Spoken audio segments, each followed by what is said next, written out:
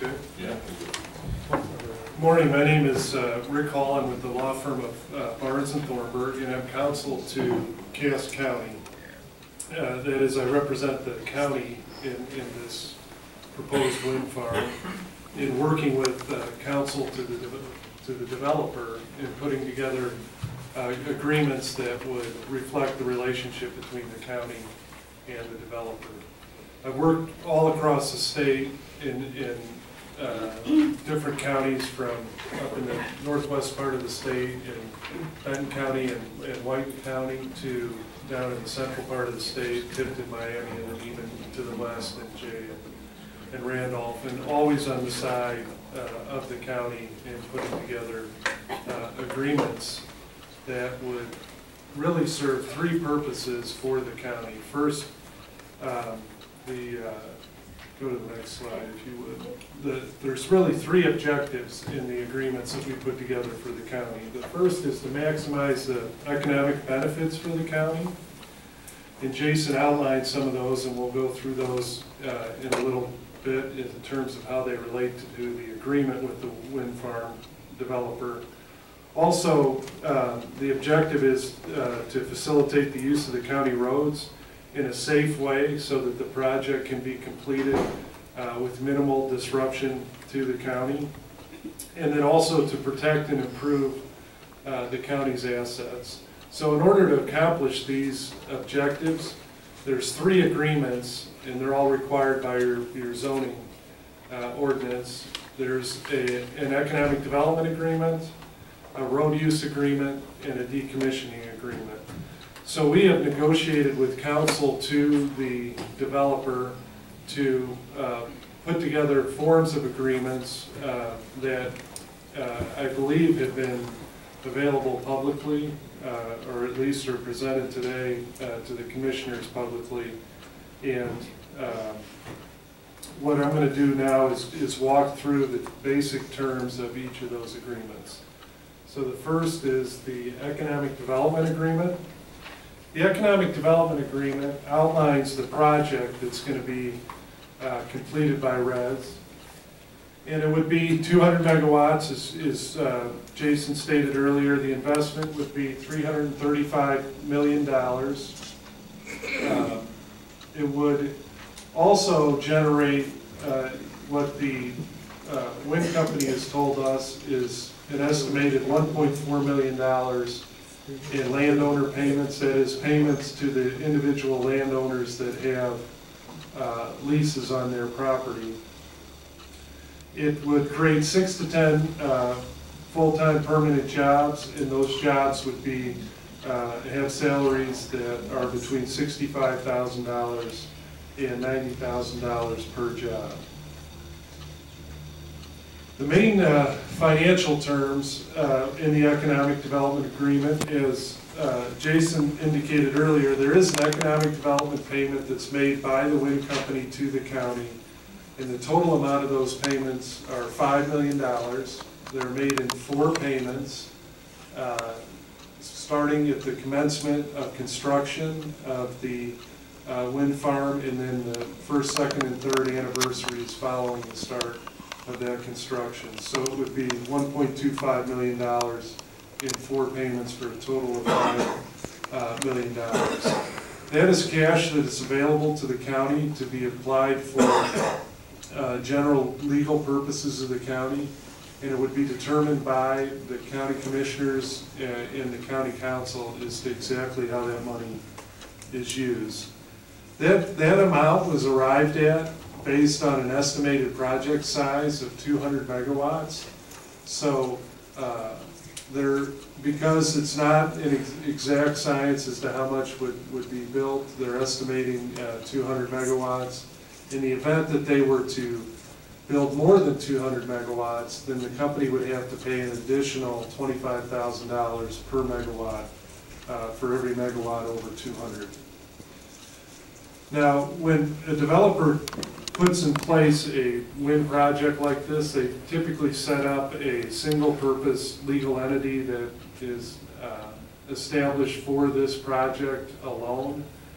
And because of the magnitude of the amount of the economic development payments owed to the county, we, in the economic development agreement, require that they provide a guarantee from their North American parent that runs their North American development, and that's Raise America Developments, Inc. So they would guarantee this $5 million in addition to the local company being required to pay it. Another key term to the economic development payment, or economic development agreement, is that the company would agree that their assessed value is going to be at least $101 million. So as Jason outlined earlier, one of the primary benefits to the county is the increase in assessed value that comes from a $335 million investment in the county. And as Jason describes, it allows for two things to occur. One, it creates more tax base that is available to drive down the tax rate, and then it also, and then thereby reducing property taxes for everyone, and then it also creates additional revenue for certain funds of the county. So because that is one of the primary benefits to the county as a result of the project, we would not want that benefit to change if they were to change the scope of the project, or if they were to, there were to be a change in law. So for example, that the state adopted legislation that said turbines and wind property are no longer going to be assessed locally, but they're going to be assessed at the state level. There's some hybrid of that tax change, then we would want to make sure we get that benefit. So what this agreement says is that no matter what happens, they're going to have assessed value of at least $101 million in the county, and in the event that the actual assessed value is not that much, they'll pay a pilot that would be the equivalent as if their assessed value had been $101 million.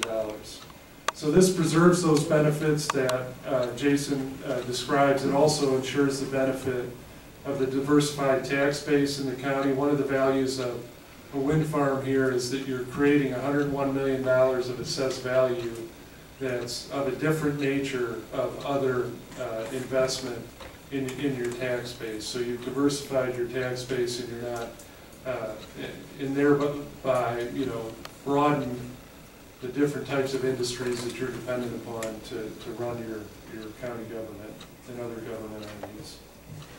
It also, as Jason describes, has a 10-year tax abatement at 55% of the assessed value. As you know, your zoning ordinance provides certain limitations on the construction of the wind farm. Over and above those limitations that are set forth in your zoning ordinance, the wind company has agreed to 3 additional restrictions. They've agreed that the minimum property line setbacks from any non-participating landowner will be at least 1,000 feet.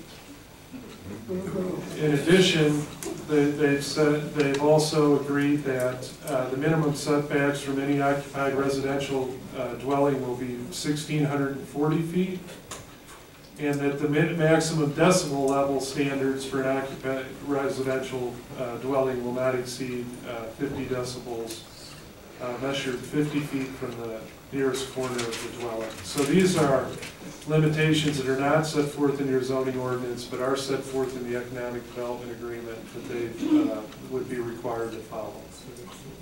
Based on what height the turbine is that based Excuse on? me, we're not asking questions. This is an information thing, and that's what's going to happen. They've got the right to present it to us. We're not asking questions. We'll do that at a public meeting. Wow.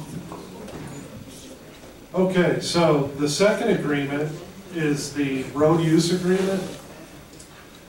As you know, the county roads have limitations on the weight that can be applied to those roads. If your vehicle exceeds a certain weight limit, you're not allowed to use the county roads. In the construction of a wind farm, the company's equipment exceeds those weight limitations, and there's also a lot of active use of the county roads.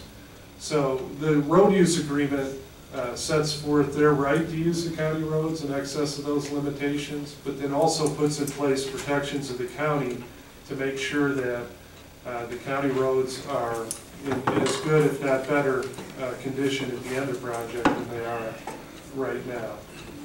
So prior to the start of the construction of the project, there's certain things that have to take place in preparation.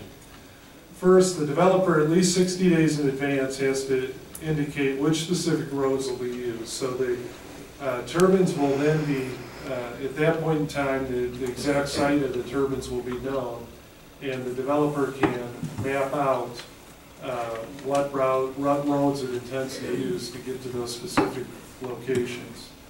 In addition to the roads, also what can be affected because they run alongside the roads or under the roads or near the roads are your drains, and any affected drains have to be also identified 60 days in advance. Then professional engineers go out and prepare a road condition report that identifies what's the condition of the roads right now. And it may be such that it's often the case that the road, all the roads are not in a condition to be able to handle the weight of the trucks that will be carrying the turbine equipment. So there's a requirement in the road use agreement that the developer upgrade the roads prior to construction even starting to make sure that they are in a condition that can safely accommodate the use and the construction of the project. Now, say, you know, the developer identifies this, the roads, the drains, the developer, you know, works with us on the road condition report, the developer does the upgrades to accommodate the use. Each step of the way is subject to the county approval. So your county highway engineer and your county surveyor are going to be working with the developer, and it has to approve each one of these things for it to be effective. Next slide, please. So then once those preliminary steps are done and the project comes to the point where the developer is actually going to use the roads, then the road use agreement also provides certain requirements for the actual implementation of the project.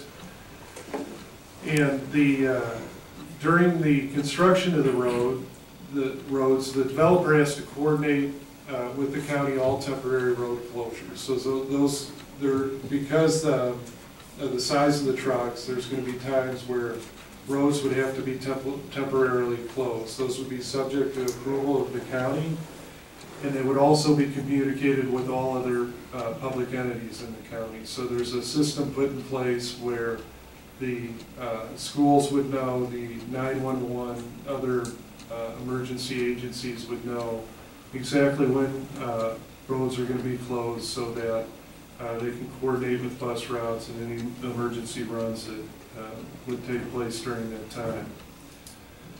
Also, the developer is required during the use of the county roads to implement dust control to minimize the impact on neighbors.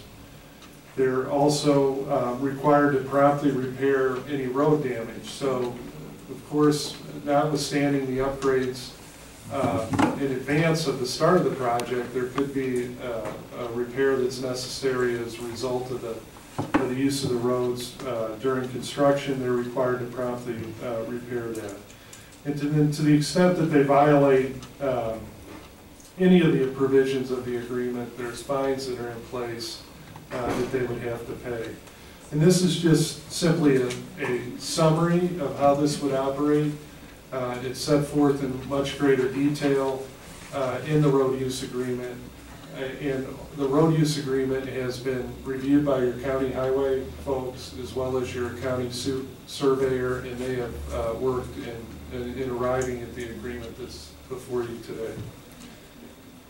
Next slide.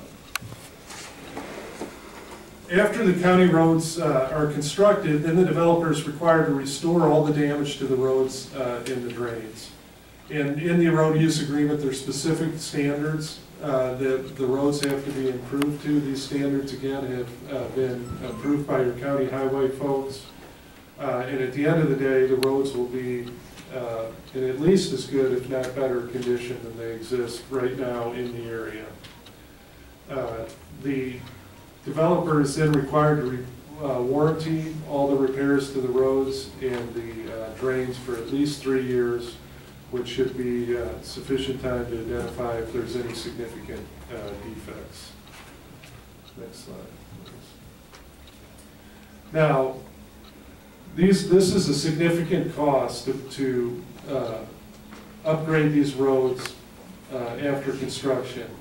So as a result, to protect the county, we get a third party that is creditworthy to guarantee all these obligations of the company. So if for some reason the company were to abandon the project or get into financial trouble mid-construction, the county would not be left with unrepaired roads. At the same time, if they're not promptly repairing the roads, etc., the county has the ability to draw upon third-party security to make sure that the roads are repaired. And this third-party security is based on an estimate that is reviewed and approved by the county highway folks, so that we're sure that at the end of the day that the county's roads are going to be in good condition. This financial assurance is put in place prior to the start of construction. As I said, it's approved by the county, and it's based on cost estimates that are also approved by the county. The last agreement between the county and the company is the decommissioning agreement, and this agreement provides for the removal of the turbines and related improvements if the project is not used. And the way we define not being used is that there's no electricity generated by the project for 12 consecutive months. In that case, the developer would be required to take down the turbines. In addition, this requirement is in addition to a decommissioning obligation that exists in the property owner's leases. Similar to the road use agreement, because this is a significant obligation, it's one that goes out into the future. We don't want to rely solely on the developer. If the developer were to run into financial difficulty, one of the reasons you could envision why a wind farm is not operating is because the company is not operating.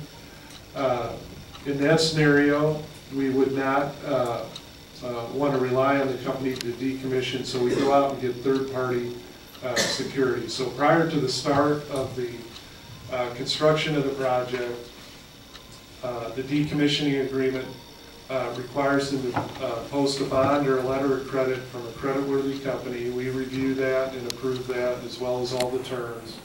That secures the obligation to decommission. If the company does not follow through with its obligation to decommission the turbines, then the county can do so and have the cost paid by this third party. So at the end of the day, again, the county is protected and the decommissioning obligation can be met.